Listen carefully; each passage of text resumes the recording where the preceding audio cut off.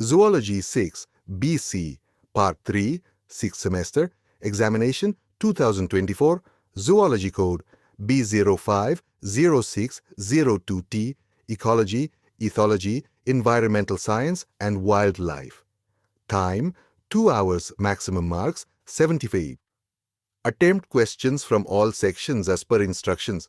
सभी खंडों से निर्देशानुसार प्रश्नों के उत्तर दीजिए. सेक्शन ए, अति लघु उत्तरीय प्रश्न. नोट, पूरे प्रश्न का प्रयास करें. Give answer of each part in about 50 words. 1. Name the animal which is symbol of WWF. Uttar, WWF world wide fund for nature का प्रतीक जानवर पैंडा है. 2. Full form of WWF. Uttar, WWF का पूरा नाम world wide fund for nature के है. पहले इसे वर्ल्ड वाइल्ड लाइफ फंड कहा जाता था. 3.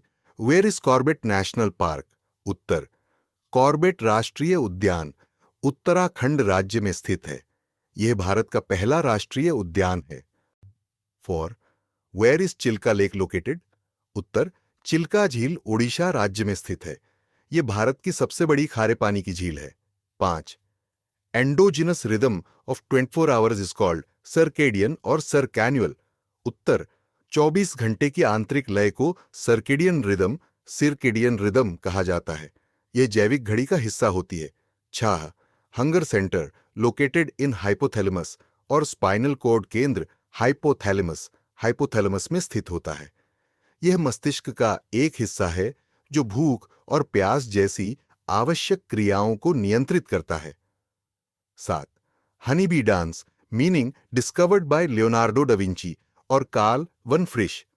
उत्तर, मधुमक्खियों के नृत्य का अर्थ कार्ल वन फ्रिश ने बताया था. उन्होंने यह सिद्ध किया कि मधुमक्खियां नृत्य के माध्यम से दूसरों को भोजन के स्थान की जानकारी देती है. 8.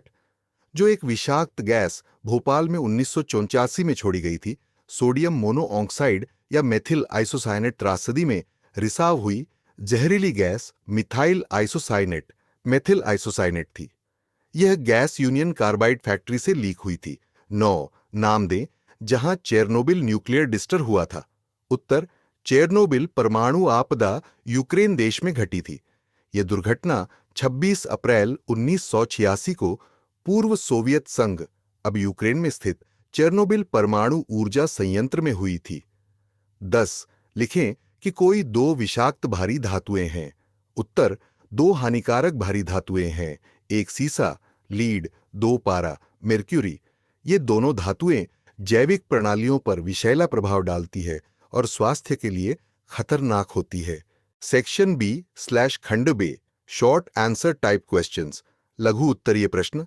Note, attempt any 3 questions. Give answer of each question in about 200 words. किसी भी 3 प्रश्नों के उत्तर दीजिए. प्रत्येक प्रश्न का उत्तर लगभग 200 शब्दों में दीजिए. प्रश्न 2. Describe the law of minimum. न्यूनतम के नियम का वर्णन कीजिए. उत्तर, न्यूनतम का नियम लॉ ऑफ मिनिमम सबसे पहले जस्टस फॉन लिबिक द्वारा प्रतिपादित किया गया था. इसे लिबिक का न्यूनतम नियम, लाइबिक का नियम भी कहा जाता है. यह नियम पौधों की वृद्धि एवं उत्पादन के लिए आवश्यक पोषक तत्वों की उपलब्धता पर आधारित है. इस नियम के अनुसार पौधे की वृद्धि उस आवश्यक पोषक तत्व से सीमित होती है जो न्यूनतम मात्रा में उपलब्ध होता है, भले ही अन्य सभी तत्व पर्याप्त मात्रा में उपलब्ध हों. यानी किसी एक आवश्यक तत्व की कमी संपूर्ण विकास को रोक सकती है, चाहे बाकी तत्व भरपूर मात्रा में हों. यह नियम दर्शाता है कि सभी पोषक तत्वों की पर्याप्तता जरूरी है और एक भी तत्व की कमी उत्पादन को प्रभावित कर सकती है. इस नियम को एक लकड़ी के पीपे के उदाहरण से समझाया जाता है, जिसमें हर लकड़ी की पट्टी एक पोषक तत्व को दर्शाती है. पीपे में पानी यानी उत्पादन उतना ही भर सकता है जितनी ऊंचाई की सबसे छोटी पट्टी होती है, अर्थात सबसे कम उपलब्ध पोषक तत्व. 4. 5. सामुदायिक लक्षणों का स्पीशीज रिचनेस के संदर्भ में वर्णन कीजिए. English, community characteristics include species richness, which is the number of different species in a community. Greater species richness generally indicates a more stable and resilient ecosystem. Hindi. सामुदायिक लक्षणों में स्पीशीज रिचनेस शामिल है, जो किसी समुदाय में विभिन्न प्रजातियों की संख्या को दर्शाता है। अधिक प्रजातीय समृद्धि आम तौर पर अधिक स्थिर और लचीले पारिस्थितिकी तंत्र का संकेत देती है। 6. Explain detritus and grazing food chains, मलबा एवं चराई खाद्य श्रृंखला का वर्णन कीजिए। English. Detritus food chain starts from dead organic matter consumed by decomposers. Grazing food chain starts from green plants eaten by herbivores. Both chains play key roles in ecosystems. Hindi. मलबा खाद्य श्रृंखला मृत जैविक पदार्थों से शुरू होती है जिसे अपघटक खाते हैं। चराई खाद्य श्रृंखला हरे पौधों से शुरू होती है जिन्हें शाकाहारी जीव खाते हैं। दोनों श्रृंखलाएं पारिस्थितिकी तंत्र में महत्वपूर्ण भूमिका निभाती हैं। 7. Describe the greenhouse effect on global warming, वैश्विक गर्मी के लिए हरित गृह के प्रभाव का वर्णन कीजिए।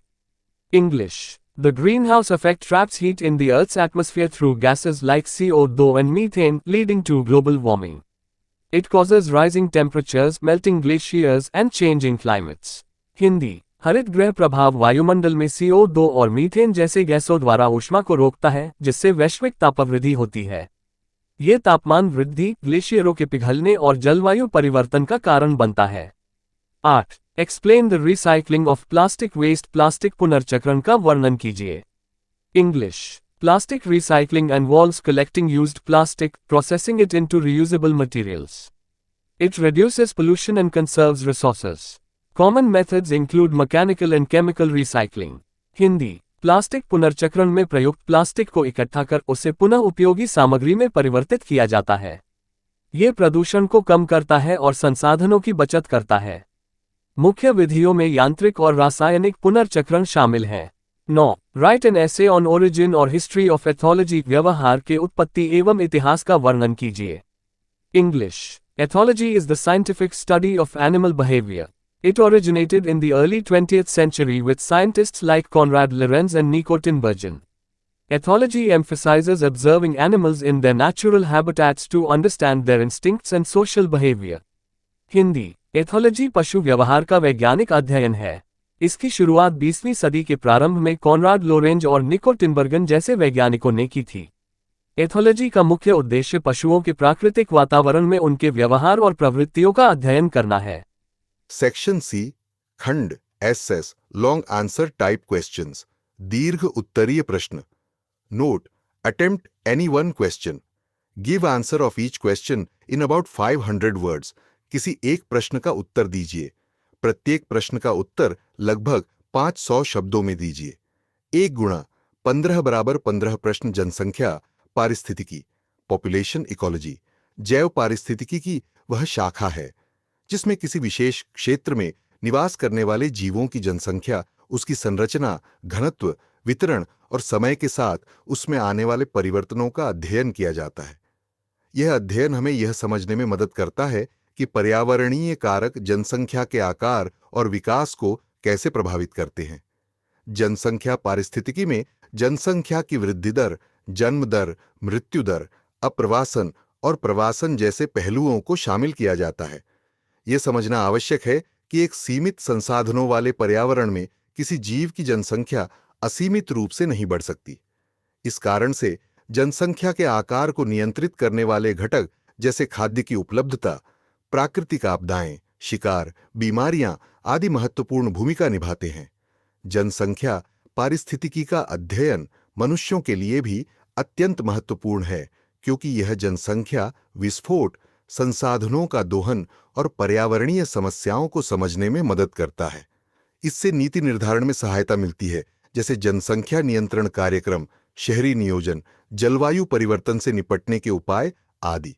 निष्कर्षतः जनसंख्या पारिस्थितिकी का ज्ञान पर्यावरण संतुलन बनाए रखने और संसाधनों के सतत उपयोग हेतु अत्यंत आवश्यक है।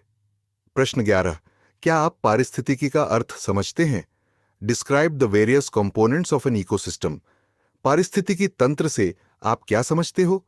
पारिस्थितिकी तंत्र के विभिन्न घटकों का वर्णन करें। उत्तर, पारिस्थितिकी तंत्र इकोसिस्टम एक ऐसा प्राकृतिक तंत्र है जिसमें जीव, जैविक घटक और उनका भौतिक वातावरण, अजैविक घटक शामिल होते हैं। घटक परस्पर क्रिया करते हैं और ऊर्जा तथा पोषक तत्वों का आदान प्रदान करते हैं। ये तंत्र संतुलन बनाए रखने के लिए विभिन्न घटकों पर आधारित होता है। पारिस्थितिकी तंत्र के घटक, जैविक घटक, बायोटिक कंपोनेंट्स, उत्पादक, प्रोड्यूसर्स, जैसे पौधे जो प्रकाश संश्लेषण द्वारा भोजन बनाते हैं, उपभोक्ता, कंज्यूमर्स, जैसे शाकाहारी, मांसाहारी व सर्वाहारी जीव, अपघटक, डीकंपोजर्स, जैसे बैक्टीरिया व फफूंद जो मृत जैव पदार्थों को विघटित करते हैं, अजैविक घटक, एबियोटिक कंपोनेंट्स, सूर्य का प्रकाश, तापमान, जल, वायु, खनिज आदि जो जीवों के जीवन को प्रभावित करते हैं। पारिस्थितिकी तंत्र ऊर्जा प्रवाह और पोषक चक्र के माध्यम से कार्य करता है। यह एक संतुलित व्यवस्था है, लेकिन मानवीय गतिविधियां इसे असंतुलित कर सकती हैं। निष्कर्ष: पारिस्थितिकी तंत्र का अध्ययन हमें प्रकृति में संतुलन और पारस्परिक निर्भरता को समझने में मदद करता है। प्रश्न 12, पोखर की पारिस्थितिकी तंत्र का वर्णन, साथ ही उपयुक्त चित्र भी दें। तालाब एक प्राकृतिक या कृत्रिम जल स्रोत है जो एक पूर्ण पारिस्थितिकी तंत्र के रूप में कार्य करता है।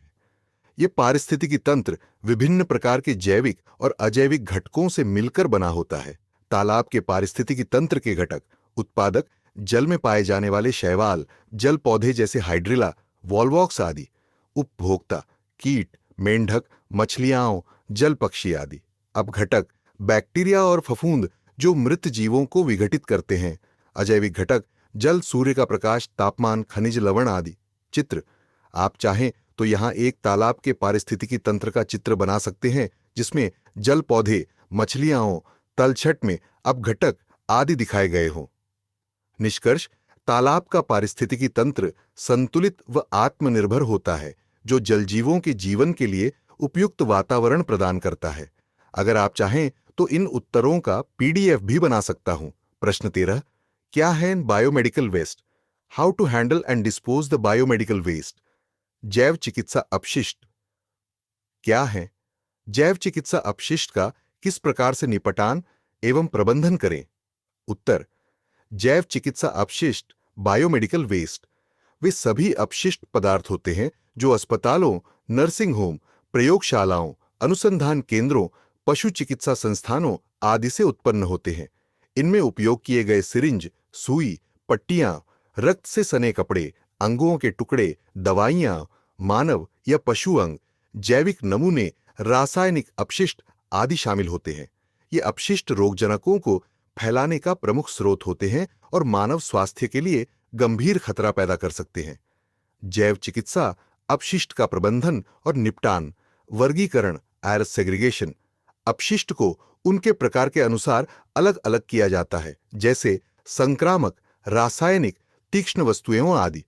रंगीन थैलों में संग्रह, कलर कोडेड बैग्स, अपशिष्टों को 4 रंगों में विभाजित बैगों में डाला जाता है।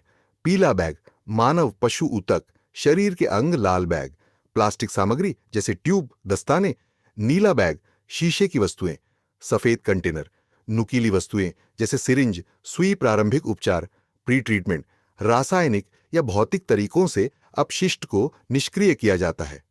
निष्कासन, डिस्पोजल, इंसिनरेशन, इनकिनरेशन, उच्च तापमान पर जलाकर संक्रामक अपशिष्ट को नष्ट करना, गड्ढे में दबाना, डीप ब्यूरियल, ग्रामीण क्षेत्रों में उपयोगी, ऑटोक्लेविंग और माइक्रोवेविंग, ताप और दाब से कीटाणु नष्ट किए जाते हैं।